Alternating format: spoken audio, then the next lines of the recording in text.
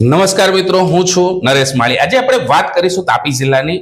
ભારત દેશના વડાપ્રધાન શ્રી માન્ય નરેન્દ્રભાઈ મોદી 2 દિવસીય ગુજરાત પ્રવાસે હતા। તેવા સમયમાં ભુજ ખાતેથી તાપી જિલ્લાને આપી વિકાસ કાર્યની ભેટ। આદિજાતિ સમુદાયના સર્વાંગી વિકાસ માટે સરકાર છે પ્રતિબદ્ધ।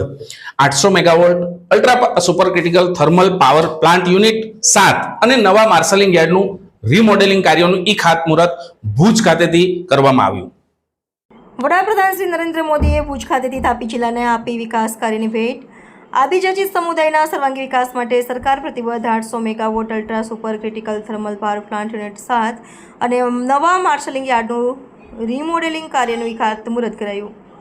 વડાપ્રધાન શ્રી નરેન્દ્રભાઈ મોદીએ ભુજ ખાતેથી ઉકાઈ સ્થિત 800 megawatt ultra super critical thermal power plant unit 7 અને નવા માર્શલિંગ યાર્ડનું રીમોડલિંગ કાર્યનું ખાતમુહૂર્ત કરીને તાપી જિલ્લાના વિકાસથી ગુજરાત રાજ્ય અને રાષ્ટ્રના આત્મનિર્ભરતાના વિઝનને સાકાર કરવાની દિશામાં વધારો કર્યો છે।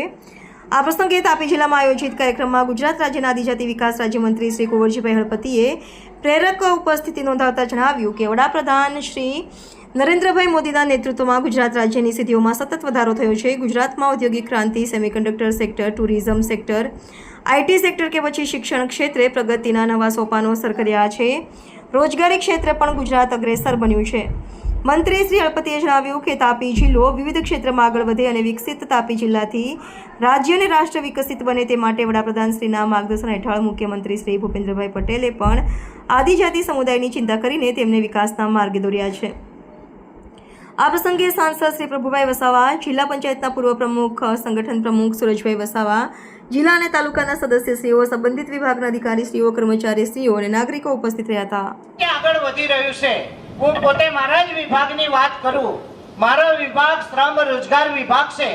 આજે ગુજરાત રાજ્ય એક ભારત દેશનું એક રાજ્ય માત્ર છે જે રોજગારી આપવા માટે ગુજરાત વન તરીકે આગળ આવી રહ્યું છે ને ગુજરાત વનનો દરજ્જો એમણે મેળવ્યો છે।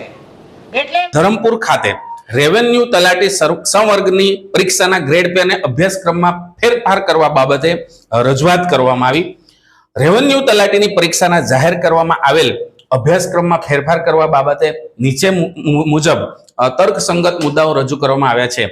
મહેસૂલી તલાટીના કાર્યભાર એ જવાબદારી નાયબ ચીટની સર્કલ ઓફિસર જેવી જવાબદારી હોય છે, તેથી તેઓના સમકક્ષ ગ્રેડ પે સુધારવામાં આપવામાં આવે। ધરમપુર ખાતે રેવન્યુ તલાટી સંવર્ગની પરીક્ષાના ગ્રેડ પે અને અભ્યાસક્રમમાં ફેરફાર કરવા બાબતે રજૂઆત કરવામાં આવી। રેવન્યુ તલાટીની પરીક્ષાના જાહેર કરવામાં આવેલ અભ્યાસક્રમમાં ફેરફાર કરવા બાબતે નીચે મુજબ તર્કસંગત મુદ્દાઓ રજૂ કરવામાં આવ્યા છે।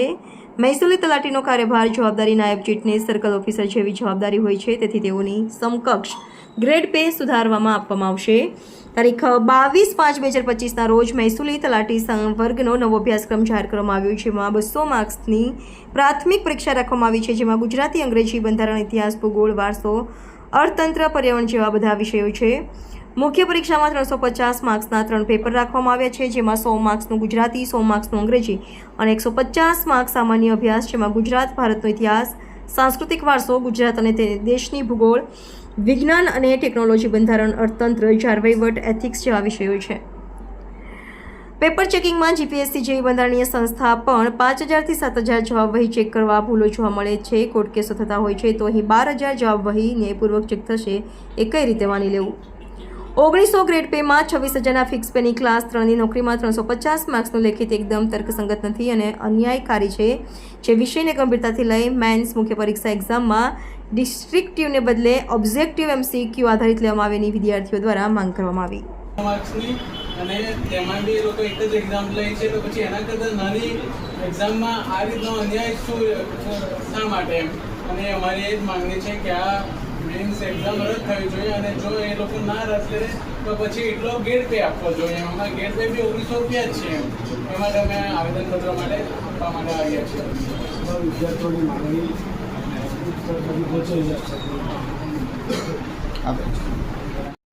આજે શું માંગ લઈને આવ્યા? આજે અમે રેવન્યુ તલાટીના સિલેબસમાં ફેરફાર કરવાની માંગ લઈને આવ્યા છીએ।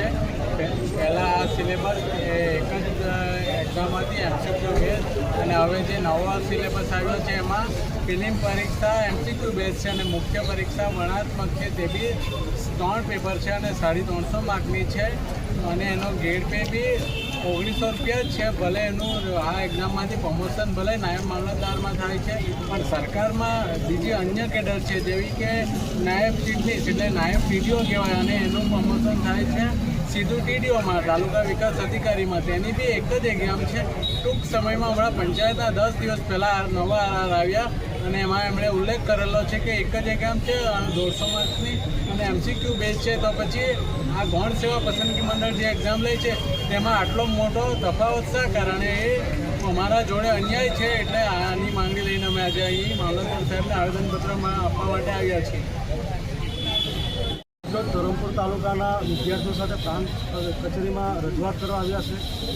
અવારનવાર વિદ્યાર્થીઓ સાથે અન્યાય થતો આવ્યો છે. ક્યારેક સરકાર પેપર ફોડીને અન્યાય કરે છે, ક્યારેક આવી પદ્ધતિ મૂકીને અન્યાય કરે છે. મને એવું લાગે છે કે અગાઉ જે તલાટીની પરીક્ષા હતી ત્યારે 10 લાખથી વધારે વિદ્યાર્થીઓ ફોર્મ ભર્યા હતા અને આજે રેવન્યુ તલાટીની જે એક્ઝામની વાત હોય એમાં પણ ક્યાંક ને ક્યાંક સરકારની બેરોજગારી, જે યુવાનો બેરોજગાર છે એના આંકડાઓ બહાર આવી જાય એના અનુસંધાને કદાચ એક આવતારું તે લોકોએ આ રીતના આયોજન કર્યું હશે. પરંતુ આજે અમે પ્રાંત કચેરીએ અમારો એક વિરોધ રજૂ કરીએ છીએ. આવનાર દિવસોમાં આખા ગુજરાત વ્યાપી આંદોલન કરવાની પણ અમારી તૈયારી છે. છેલ્લા ઘણા સમયથી કમોસમી વરસાદની માર આખા ગુજરાત રાજ્યમાં ચાલી છે. તેમાં સૌથી વધારે પ્રભાવિત ડાંગ જિલ્લો છે. ડાંગ જિલ્લામાં તારીખ 26 અને 27 મે 2025 દરમિયાન સરેરાશ 31 મીમી જેટલો કમોસમી વરસાદ નોંધાયો છે. ડાંગમાં આજ સુધી ટોટલ 292 મિલીમીટર કમોસમી વરસાદ નોંધાયો. વાવાઝોડા સાથે વરસેલા કમોસમી વરસાદના કારણે અસરગ્રસ્ત 62 કાચા મકાનો અને 58 પાકા મકાનોને સહાય ચૂકવવામાં આવી. રાજ્યના અમુક જિલ્લાઓમાં હવામાન વિભાગની જે આગાહી છે તે અનુસાર કમોસમી વરસાદ વરસવા પામ્યો છે.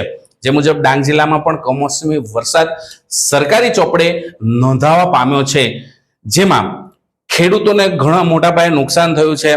સાથે સાથે ડાંગની તમામ નદીઓ છે એ છલકાઈ છે અને જે પશુપાલકો છે એમને લાભ પણ થયો છે. આ પાણીથી પણ ખેડૂતોને મોટા પાયે નુકસાન નોંધાયું છે. ડાંગ જિલ્લામાં તારીખ 26-27 મે 2025 દરમિયાન સરેરાશ 31 મીમી જેટલો કમોસમી વરસાદ નોંધાયો. ડાંગમાં આજ દિન સુધી 292 મીમી કમોસમી વરસાદ નોંધાયો. વાવાઝોડા સાથે વરસેલા કમોસમી વરસાદના કારણે અસરગ્રસ્ત 62 કાચા મકાનોને 58 પાકા મકાનોને સહાય. રાજ્યના તમામ જિલ્લાઓમાં હવામાન વિભાગની આગાહી અનુસાર કમોસમી વરસાદ વરસવા પામ્યો છે. જે મુજબ ડાંગ જિલ્લામાં પણ કમોસમી વરસાદ સરકારી ચોપડે નોંધાવા પામ્યો છે. ડાંગ જિલ્લાના ડિઝાસ્ટર કંટ્રોલ રૂમ તરફથી પ્રાપ્ત થયેલા આંકડા મુજબ તારીખ 26/5/2025 રોજ સવારે 6 કલાકથી તારીખ 27/5/2025 રોજ બપોરે 12 કલાક દરમિયાન જિલ્લાના આહવા તાલુકામાં 5 મીમી અને વઘઈ તાલુકામાં 26 મીમી કમોસમી વરસાદ નોંધાયો છે. આમ ડાંગ જિલ્લાના કુલ 82 કાચા મકાનોને નુકસાન થયું હતું, જેમાંથી 62ને સહાય ચૂકવવામાં આવેલ છે, જ્યારે કુલ 66 જેટલા પાકા મકાનો પૈકી 58 જેટલા મકાનોને સહાય ચૂકવવામાં આવી છે. ડાંગ કલેક્ટર સુશ્રી શાલિની દોહાણના માર્ગદર્શન હેઠળ ડિઝાસ્ટર તંત્ર તેની કાર્યવાહી હાથ ધરી રહ્યું છે.